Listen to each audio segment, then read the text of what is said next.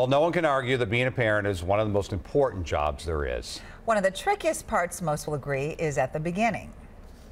Oh, sleep, sleep, sleep. I've never valued sleep more than I value. And that is WCCO's Heather Brown. She's been off the air the past 2 months, concentrating on her newest job, being a mom. Heather and her husband Joe welcomed Riley Rose in May. Susan Elizabeth Littlefield visited with the family and invited over a professional to teach the new parents how to make sure that their new baby sleeps. Oh, a smile. Yeah. This is Riley Rose. I'm just teasing him. I'm really sleeping, you guys. These days, Heather Brown's broadcast voice is more of a whisper. I'm sorry, honey pie. I'm sorry. And her schedule a little less predictable. This is 24 hours. This is 2 in the morning. This is 2 in the afternoon.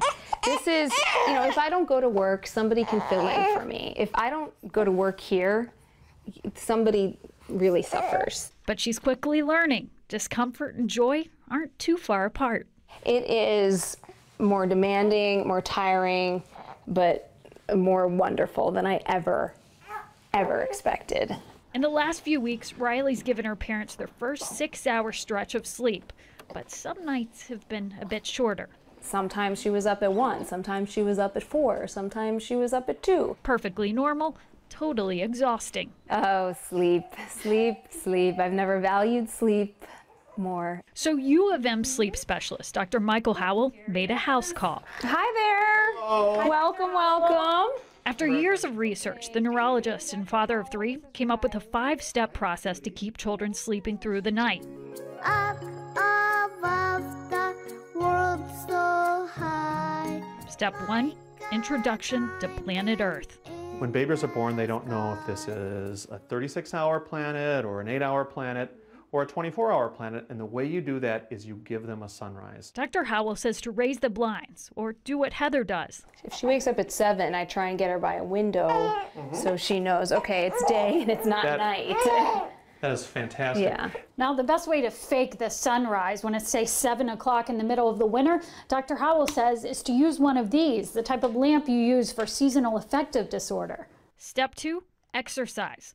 Dr. Howell says 2 hours before desired bedtime, walk the baby or have them spend time on their tummy, getting them tired, even if they fuss. Step 3, rock a bye-bye. This probably isn't a good thing we've been doing, but she does sleep better when we're holding her. Dr. Howell says this is tough, but it's key to put the baby to bed before they fall asleep. When the baby is being rocked to sleep and then put down, well, what's going to happen when they wake up?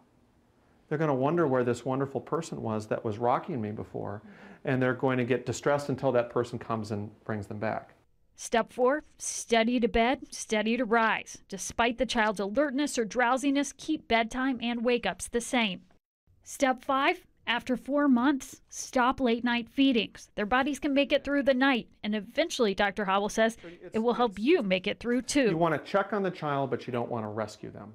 Make sure they're okay, but when it comes to them just crying for crying's sake, you're not there to soothe them. 4 to 6 months is when Dr. Howell says enforcement becomes key. At 2 months, we could rescue her. Absolutely, you can rescue her.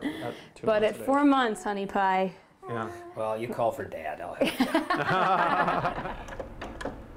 For Riley, the sleep prognosis is good. Not too fussy. For Mom, even the most restless of nights bring her the deepest of peace. Good night, honey pie.